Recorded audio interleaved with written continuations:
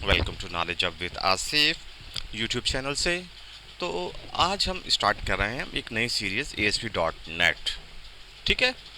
और हम क्या करेंगे, उसमें MVC कंट्रोल्स को देखेंगे, मॉडल व्यू कंट्रोलर। ठीक है। इस प्रोग्रामिंग अप्रोच को इस्तेमाल करते हुए हम ASP.NET में C शार्प की मदद से अपनी कुछ एप्लीकेशंस बनाएंगे। राइट। तो प्रीवियस लेक्चर में हमने क्या किया था, हमने एक्चुअली आपने कंसोल एप्लीकेशन हमने बनाई। राइट। हमने डेस्कटॉप बेस्ड एप्लीकेशंस बनाई। राइट। तो अब हम क्या करेंगे, हम वेब बेस्ड एप्लीकेशंस बनाएंगे, जिसमें कौन सी अप्रोच को हम इस्तेमाल करेंगे, MVC, model view controller. Actually model view controller क्या होता है, राइट।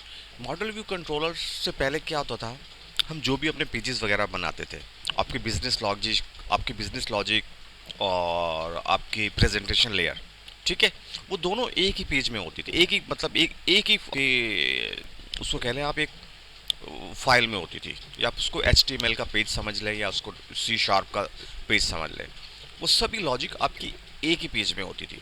मगर MVC कंट्रोलर अप्रोच को इस्तेमाल करते हुए हम अपनी बिजनेस लॉजिक को अलग कर देंगे, ठीक है, और अपनी प्रेजेंटेशन लॉजिक को अलग कर देंगे। और इन दोनों को जो मैप कराएगा वो क्या कराएगा, वो आपका कंट्रोलर बीच में कंट्रोल करेगा। राइट। तो इसको मज़ीद समझने के लिए हम चलते हैं अपनी स्लाइड की तरफ और इसको देखते हैं।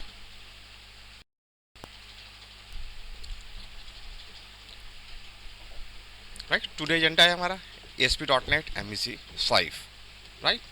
तो सबसे पहले इसकी डेफिनेशन देखते हैं कि MVC क्या है। MVC, which stands for model view controller, is a widely used architecture design pattern for building software applications. ठीक है। ये एक वाइडली अप्रोच है या आप आर्किटेक्चर डिज़ाइन पैटर्न है जो इस्तेमाल हो रहा है। राइट। पर्टिकुलरली वेब एप्लीकेशंस, ये वेब एप्लीकेशंस हैं। It is primarily use in web developing framework like ASP.NET MVC, Ruby on Rails, अच्छा, Django and more. Right. The MVC pattern provides an application into three interconnected components to achieve separation of concern and make the application easier to maintain and extend. ठीक है। Actually ये क्या करता है, the MVC pattern divides an application into three interconnected components. ये तीन components को divide कर देता है। ठीक है। आपका व्यू अलग होता है, मॉडल अलग होता है और आपका कंट्रोलर अलग होता है। ये इन तीन कंपोनेंट्स में डिवाइड कर देता है। अच्छा, इन तीन कंपोनेंट्स में डिवाइड करने से हमें क्या होता है कि हम अपने कोड को सेपरेट कर देते हैं। अब आप अपने बिजनेस लॉजिक को अलग रखते हैं। ठीक है। आपकी प्रेजेंटेशन लॉजिक क्या है, आपका HTML सिंपल पेज समझ लें आप। ठीक है। HTML पेजेस को आप अलग रखते हैं। अगर आपको काम है कोई बिजनेस लॉजिक में, तो आप क्या करेंगे, आप अपनी वो देखेंगे, मॉडल्स देखेंगे। ठीक है। और अगर आपको कोई अपने HTML फॉर्म या कुछ और उसमें चेंज करनी है, तो उसमें आप क्या देखेंगे, आप अपने व्यूज़ को देखेंगे। उसमें आप उस प्रेजेंटेशन लेयर होती है आपकी, आप उस पर काम करेंगे। तो तीनों को सेपरेट करने से एक्चुअली हमें जो इसकी मेंटेनेबिलिटी है वो इजी हो जाती है। राइट। तो ये देखें, एक पिक्चर की मदद से इसको समझते हैं।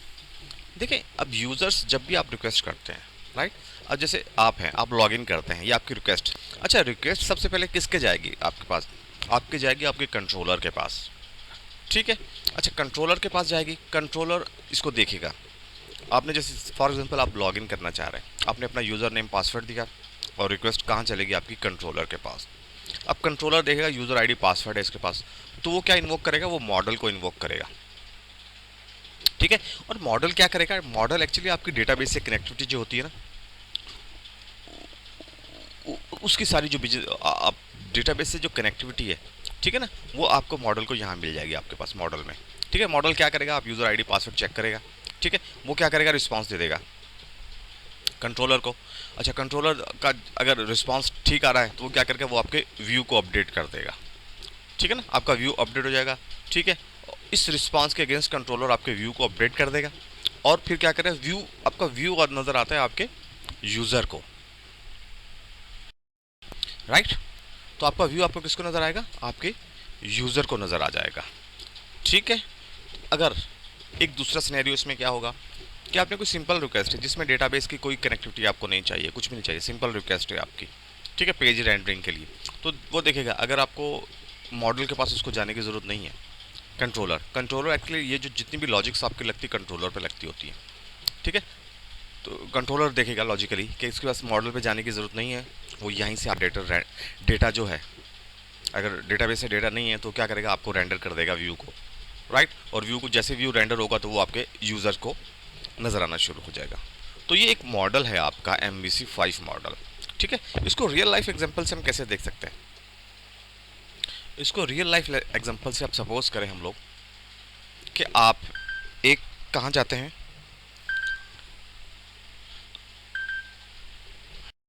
अच्छा ये हम रियल लाइफ से एक एग्जांपल लेते हैं। जैसे आप हैं, आप किसी भी रेस्टोरेंट में जाते हैं, राइट। आपने क्या किया, वेटर को ऑर्डर एक बुक कराया, ठीक है। अब वेटर क्या करेगा, वेटर वो ऑर्डर लेके जाएगा आपके पास कुक के पास। अच्छा, कुक ने क्या देखना, आपका ऑर्डर है, इसमें कौन कौन सी चीज़ें आपको इंग्रेडिएंट्स चाहिए, तो वो इंग्रेडिएंट्स कहाँ से लेगा, आपके स्टोर से लेगा, ठीक है। आपके स्टोर से लेगा इंग्रेडिएंट कुक, आपकी उसको जो भी ऑर्डर है उसको रेडी करेगा और वेटर को दे देगा, ठीक है ना। अब और वेटर वेटर जानता है आपको, ठीक है ना, वेटर आपको सर्व करेगा, ठीक है। अगर एट दैट टाइम एक और भी आपका कस्टमर है, उसने भी आपको अगर ऑर्डर दे दिया, ठीक है, उसका ऑर्डर भी आपके पास आ गया, तो क्या करेगा, वो भी वेटर के पास जाएगा। अब वेटर समझता है कि कौन सा ऑर्डर किसको कैसे सर्व करना है, ठीक, ठीक है ना। ये ऑर्डर की रिस्पॉन्सिबिलिटी है। कुक क्या करता है, कुक आपको एक मॉडल या आप समझ ले कोई क्या तैयार करके देता है आपको, जो आपका ऑर्डर है, जो आपकी रिक्वेस्ट है, उसको फॉरवर्ड कौन करता है, वेटर करता है, और आपको तैयार कौन कर देता है, आपको कुक तैयार करके देता है, ठीक है। और कुक को जो भी इंग्रेडिएंट्स चाहिए तो आपको स्टोर से लेता है। तो इसको अगर हम अपने MVC मॉडल व्यू कंट्रोलर में देखें तो आप क्या, आप एक व्यू हो, ठीक है। और व्यू क्या करता है, व्यू रिक्वेस्ट करता है कंट्रोलर को, कंट्रोलर क्या करता है, कंट्रोलर मॉडल के पास आता है। In case of database request, database से कोई मॉडल चाहिए तो क्या करेगा, डेटाबेस में जाएगा, ठीक है। मॉडल आपका क्या करेगा, डेटाबेस में देखेगा, देखने के बाद जो भी उसको उस पर डेटाबेस से देखने के बाद जो भी क्यूरीज उसको फैच करनी है, आपकी क्यूरी करेगा और वो रिस्पांस दे देगा कंट्रोलर को।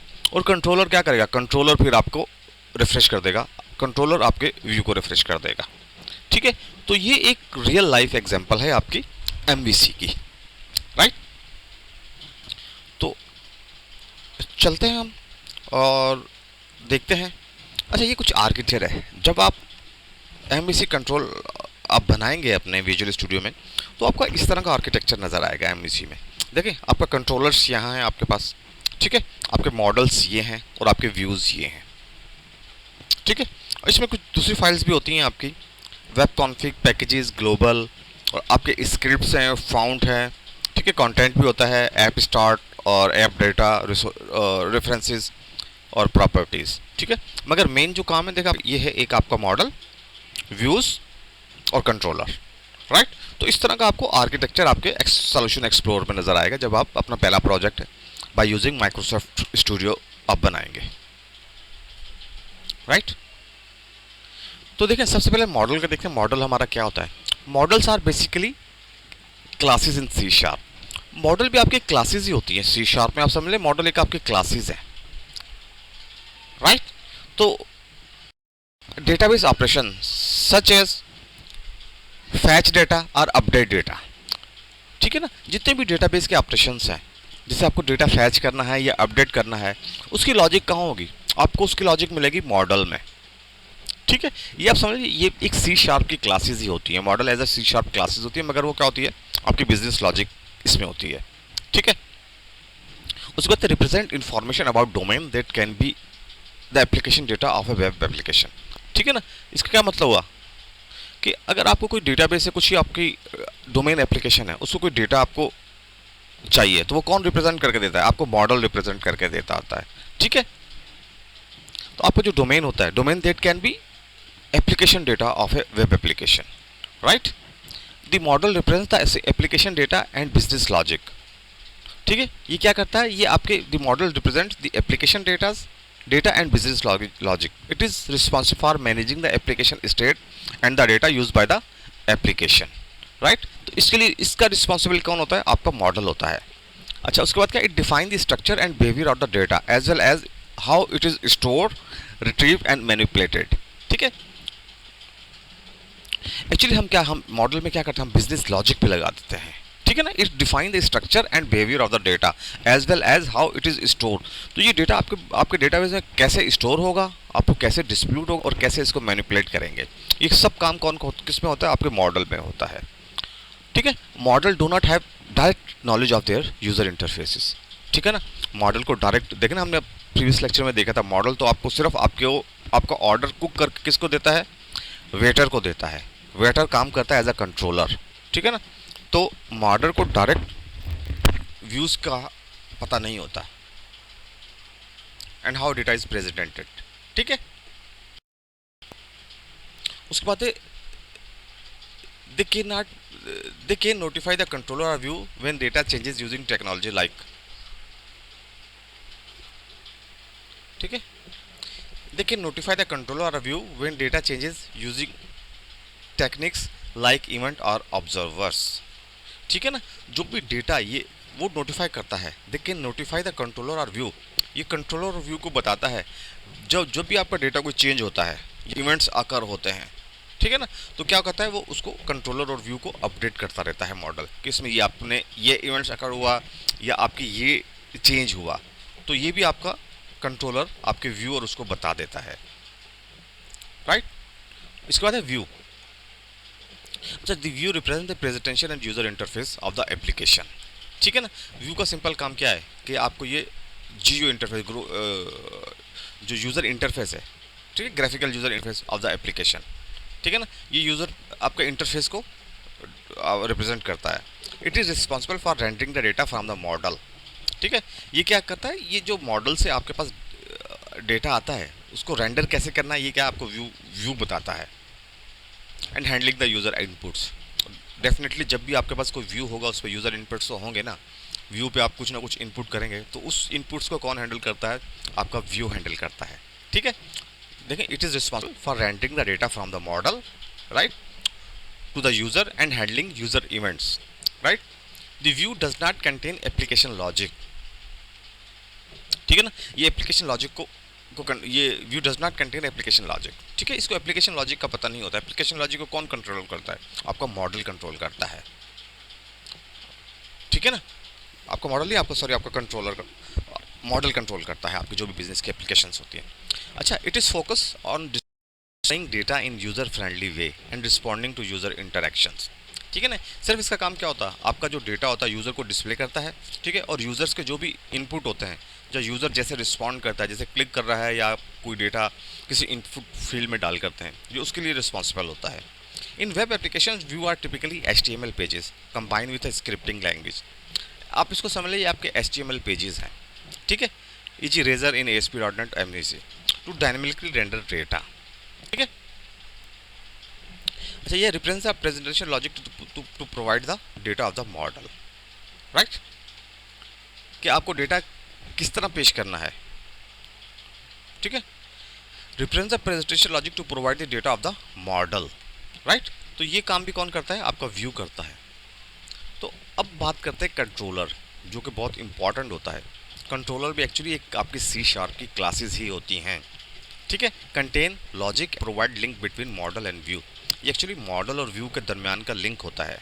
ठीक है ना, तो सबसे पहले यूज़र अगर क्या करता है, आपकी रिक्वेस्ट भेजता है, तो वो सबसे पहले किसके पास जाती है, कंट्रोलर के पास जाती है। ठीक है, कंट्रोलर फिर व्यू को बताता है कि आपको कंट्रोलर क्या करता है, जो भी वो इन्वोक करता है आपके मॉडल को।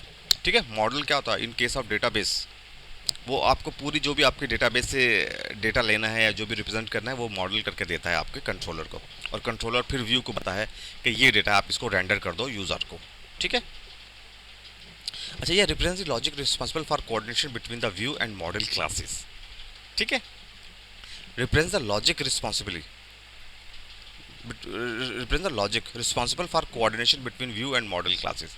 ठीक है, ये कंट्रोलर क्या है, आपके व्यू और मॉडल क्लासेस के दरमियान ये काम करता है, और रिस्पॉन्सिबल, ठीक है ना, इन दोनों के दरमियान काम करता है। ठीक, handle request to the application by user. जो भी आपके यूज़र की रिक्वेस्ट आती है वो कौन हैंडल करता है, सबसे पहले आपके पास कंट्रोलर के पास जाती है। ठीक है, और ये gate data from the database, ये डेटाबेस से भी डेटा गेट कर देता है मॉडल के through. Right, the controller act as an intermediary between the model and the view. It handles user input, process it and interact with the model to update data. Right? तो ये actually अब मैंने पहले भी आपको बता दिया कि ये क्या व्यू आपके व्यू और मॉडल के दरमियान कंट्रोलर काम करता है। अच्छा, इन केस आप डेटा कोई अपडेट करना चाहते हैं तो क्या करेगा, it handle user input, process it and interact with the model to update data. ठीक है, और मॉडल से इंटरेक्ट करेगा और आपके डेटा को अपडेट कर देगा। ठीक है, इसके लिए भी आपका कंट्रोलर काम आता है। ठीक है, controller receives request from the user और external system and determine how to respond. They then invoke appropriate method in the model to perform the necessary action. ठीक है ना, वो क्या करता है, मॉडल को इन्वोक करता है और वहाँ पे जो भी उसका एप्रोप्रिएट मेथड होता है या फंक्शन होता है उसको इन्वोक करता है और उसको बताता है कि परफॉर्म टू, उसको इन्वोक करता है जो, और उसके इन्वोक से जो भी नेसेसरी एक्शन उसको चाहिए होता है। मतलब जो अगर अपडेट करना है तो क्या, अगर अपडेट के मेथड को इन्वोक करेगा। ठीक है, और आपका डेटा अपडेट हो जाएगा। राइट। अच्छा, controller also select the appropriate view to display the result to the user, making decision about what to show based on the model data. ठीक है, ये काम भी कंट्रोलर आपका करता है। जो हमने पिक्चर देखी थी। अच्छा, की characteristic benefits of MVC control, separation of concern. ठीक है, इसमें क्या होता है, आपने क्या है, आपने तीन देखे ना, MVC enforce a clear separation between data management, model है, user interface, view and control flow controller, making it easier to understand and maintain each part of the application. ठीक है, आप हर चीज़ को आपने सेपरेट कर दिया, कंट्रोलर को सेपरेट कर दिया, यूज़र इंटरफेस को आपने सेपरेट कर दिया और डेटा की जो मैनेजमेंट है उसको आपने सेपरेट कर दिया। ठीक है, उसके बाद मॉड्यूलरिटी आती है। Each component, model, view and controller can be develop, tested and maintain independently, facilitating code reuse and collaboration among developer. ठीक है ना, तो ये क्या होता है, देखा ना, each component can be develop, tested and maintain independently. आप मॉडल को अलग से बना सकते हैं, व्यू को अलग से बना सकते हैं, इसको टेस्ट भी कर सकते हैं, और कंट्रोलर को भी आप टेस्ट करते हैं इंडिपेंडेंटली, कोई किसी और पे डिपेंड नहीं करता, दोनों आप इंडिपेंडेंटली इससे काम कर सकते हैं। अच्छा, फिर उसके बाद स्केलेबिलिटी। ठीक है, the MVC pattern supports scaling your application by allowing you to add or modify components, views or controller without needing extensive change in other parts of the application. Right? आप क्या कर सकते हैं, अब अपनी एप्लीकेशन को देखें ना, the MVC pattern supports scaling your application by allowing you to add or modify components. आप अपने without needing extensive change in the other parts of the application. ठीक है, आपको अगर व्यू को आपको अगर इसमें कोई कंपोनेंट ऐड करना है, ठीक है ना, तो आप क्या करेंगे, आप मॉडल और आपको कंट्रोलर के बारे में सोचने की ज़रूरत नहीं है। आपने सिर्फ व्यू में जाके अपडेट करना है, उसको कुछ कंपोनेंट्स ऐड करना है और आपका जो भी आपका वो है मॉडल है या आपकी एप्लीकेशन है वो ओके हो जाएगी। अगर आपने मॉडल में चेंज करना है तो आप मॉडल में चेंज करते हैं। ठीक है ना, तो किसी और की आपको वो ज़रूरी नहीं है कि आप अगर आपने व्यू में चेंज करना है तो आपको मॉडल में भी चेंज करना है, अगर आपको व्यू में चेंज करना है तो आपको कंट्रोलर भी चेंज करना पड़ेगा, ऐसा कुछ नहीं होता है। ठीक है, और testability, because of the separation of concern each component can be tested independently, making it easier to write unit testing for model, views and controller. ठीक है, आप इनको सेपरेट टेस्ट भी कर सकते हैं, इसकी टेस्टेबिलिटी। ठीक है, ऑफ कंसर्न, इसको हर चीज़ अलग अलग है, इसके लिए आप इसकी टेस्टेबिलिटी क्या होती है, because of the separation of concern each component can be tested independently, making it easier to write unit test for models, views and controller. ठीक है, तो ये सब चीज़ें थी। तो ये आज का लेक्चर था जिसमें सिर्फ आपको एक इंट्रोडक्शन देना था कि ASP.NET एमवीसी अप्रोच या एमवीसी मॉडल क्या होता है। तो नेक्स्ट लेक्चर में हम देखेंगे कुछ अपने विजुअल स्टूडियोज़ में इसके इंटरफेसेस को देखेंगे और उस पर कुछ डिस्कस करेंगे और फर्दर फिर हम इसी सीरीज़ को आगे भी लेकर चलेंगे। राइट, तब तक के लिए मुझे इजाज़त दीजिए, मिलते हैं आपसे नेक्स्ट लेक्चर में। अल्लाह हाफिज़।